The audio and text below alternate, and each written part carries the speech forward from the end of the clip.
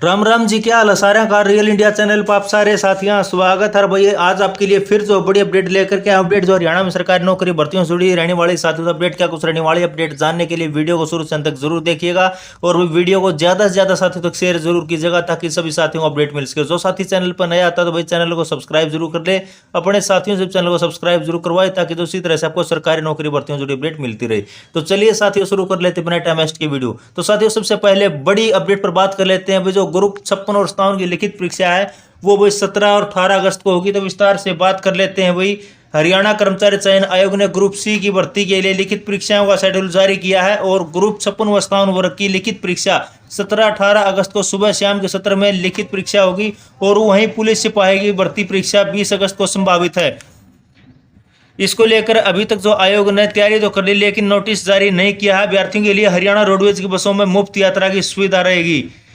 लिखित परीक्षाएं 6 जिलों कुरुक्षेत्र, करनाल, पंचकुला, अंबाला, यमुनानगर और पानीपत में होगी। इन परीक्षा केंद्रों पर करीब 45,000 अभ्यर्थी परीक्षा देंगे और आयोग के सचिव ने 6 जिलों के डीसी को पत्र लिखकर जानकारी दी है और पत्र में डीसी से यह भी अपील की गई है कि संबंधित जिलों के जिला शिक्षा अधिकारी ने परीक्षा केंद्रों पर सीसीटीवी लगाने के लिए एजेंसी उपलब्ध कराएं और 16 अगस्त को होगी बैठक। तो आयोग के चेयरमैन हिम्मत सिंह ने कहा कि सभी जिलों के पुलिस और प्रशासन नोडल अधिकारियों की बैठक 16 अगस्त को पंचकुला में होगी और दोपहर 1 बजे परीक्षा केंद्रों के लिए नामित जिलों के अधिकारियों की बैठक जिला उपायुक्तों की अध्यक्षता में आयोजित की जाएगी और बैठक में हर जिले में आयोग का एक सदस्य भी उपस्थित रहेगा। तो परीक्षा केंद्रों में प्रवेश के समय अभ्यर्थियों की स्क्रीनिंग होगी और बायोमेट्रिक से ही उनका प्रवेश होगा। तो साथ में ही इस प्रक्रिया की वीडियोग्राफी भी कराई जाएगी।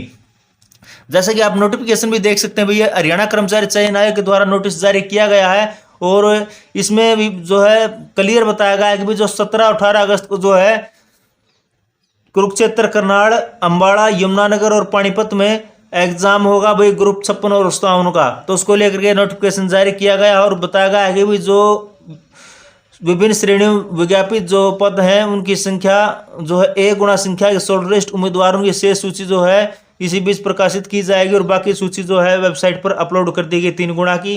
तो 3 गुणा की अपलोड हो गई है, 1 गुणा की जो है जल्द हो जाएगी और 13/8/2024 से पहले जो आप इस लिंक पर जाकर जो है अपना देख सकते हैं ज़्यादा डिटेल। उसके बाद जो लिंक डिसेबल्ड हो जाएगा। और अगली बड़ी अपडेट की बात कर लेते हैं भाई। हरियाणा सरकार की ग्रुप सी की भर्तियां नॉलेज टेस्ट के लिए 4 गुणा की शर्त को चुनौती देने वाली अपीलें सुप्रीम कोर्ट ने खारिज। कहा हाई कोर्ट में रिव्यू अर्जी दाखिल करें अपीलकर्ता, अगर सफल नहीं तो सुप्रीम कोर्ट पहुंचने की स्वतंत्रता। पंजाब एवं हरियाणा हाई कोर्ट ने 4 गुणा शॉर्टलिस्ट करने की सीईटी पॉलिसी को 2023 में ठहरा रखा है सही। तो हरियाणा सरकार ने ग्रुप सी के पदों की भर्ती के लिए बनाई गई सीईटी पॉलिसी में नॉलेज टेस्ट के लिए 4 गुणा शॉर्टलिस्ट करने की शर्त को चुनौती देने वाली अपीलें सुप्रीम कोर्ट ने बुधवार को खारिज कर दी हैं और साथ ही अपीलकर्ताओं को कहा है कि वे पंजाब हरियाणा हाई कोर्ट में रिव्यू अर्जी दाखिल करें, अगर सफल ना हो तो वही सुप्रीम कोर्ट पहुंचने की वही स्वतंत्रता दी जाती है। तो पंजाब एवं हरियाणा हाई कोर्ट ने 4 गुणा शॉर्टलिस्ट करने की सीईटी पॉलिसी को 2023 में सही ठहरा रखा है। जो अपीलकर्ता सुप्रीम कोर्ट गए थे उन्होंने नई याचिका दायर की थी और जिस पर पंजाब एवं हरियाणा हाई कोर्ट ने 2023 के निर्णय का हवाला देकर 6/8/2024 को नई याचिका खारिज कर दी थी। तो इनमें से 7 ने जो है सुप्रीम कोर्ट में अपीलें दायर की थी जिन पर बुधवार को सुनवाई हुई और अपीलें खारिज कर दी। सुप्रीम कोर्ट ने 14 अगस्त को सुनवाई के बाद यह आदेश पारित किया और याचिकाकर्ता के अधिवक्ता और प्रतिवादियों की ओर से कैविएट पर उपस्थित वरिष्ठ अतिरिक्त महाअधिवक्ता को सुना गया। तो हम जो है उच्च न्यायालय द्वारा पारित निर्णय तथा आदेश में हस्तक्षेप की इच्छुक नहीं है और तदनुसार विशेष अनुमति याचिका खारिज की जाती है। तो हालांकि याचिकाओं को उच्च न्यायालय के समक्ष समीक्षा के लिए आवेदन करने तथा याचिकाकर्ता उक्त समीक्षा में सफल नहीं होते हैं तो पुनः इस न्यायालय का दरवाजा खटखटाने की स्वतंत्रता दी जाती है। तो लंबित आवेदन कि यदि कोई निपटारा कर दिया जाएगा। अपीलकर्ता के वकील अंकुर सिद्धार ने सुप्रीम कोर्ट में अपील दायर की थी। उन्होंने कहा कि वे हाई कोर्ट में रिव्यू अर्जी दाखिल करेंगे। अंकुर सिद्धार ने कहा कि हमारा केस 12/5/2023 को सुनाए फैसले में नहीं आता है। तो हाई कोर्ट की डबल बेंच ने 6/8/2024 को यह फैसला सुनाया था। क्या कुछ फैसला था भाई?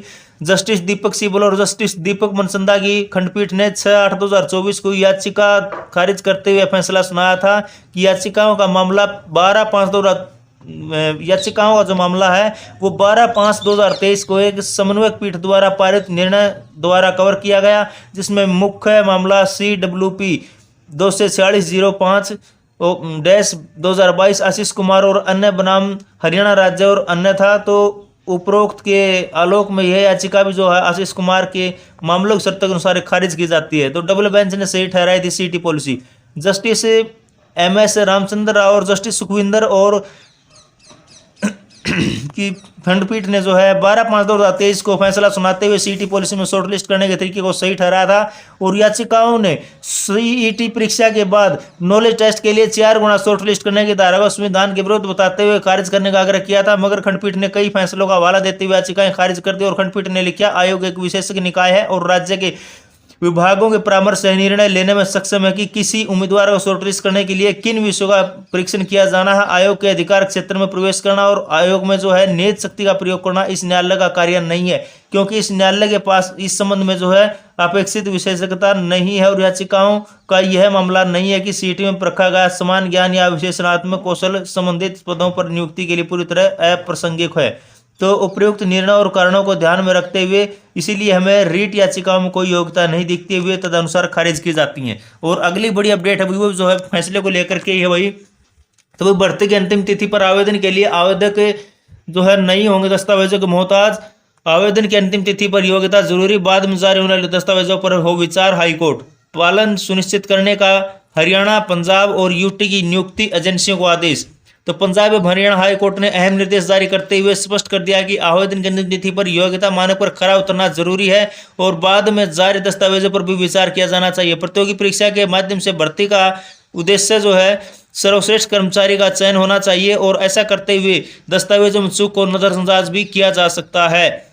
तो हाई कोर्ट ने भविष्य में पंजाब, हरियाणा, चंडीगढ़ की नियुक्ति एजेंसियों को आदेश का पालन सुनिश्चित करने का आदेश दिया है। और बरनाला निवासी हरप्रीत कौर ने हाई कोर्ट में बताया था कि उसने 2017 में बीएड की डिग्री हासिल की थी और पंजाब सरकार ने साइंस मास्टर के पद के लिए 8 जनवरी 2022 को विज्ञापन जारी किया था। इसके बाद परीक्षा आयोजित की गई और याचिका ने 150 में से 98 अंक जो है प्राप्त किए और पंजाब सरकार ने 85 से अधिक अंक वालों को जो है दस्तावेजों के लिए बुलाया, लेकिन याची को नहीं बुलाया गया। तो याची को पता चला कि ऐसा इसलिए किया गया क्योंकि याची की डिग्री 10 अक्टूबर 2022 को जारी की गई है, जो आवेदन की अंतिम तिथि के बाद की थी।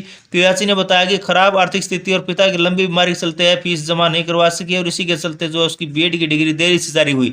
तो हाईकोर्ट ने सभी पक्षों को सुनने के बाद अपना आदेश सुनाते हुए कहा कि याची आवेदन की अंतिम तिथि के समय बीएड की योग्यता रखती थी, हालांकि उसके पास जो उस समय प्रमाण पत्र मौजूद नहीं था। तो कोर्ट ने कहा कि आवेदन की अंतिम तिथि पर निर्धारित योग्यता रखना जरूरी है, न कि उस तिथि पर डिग्री मौजूद होना।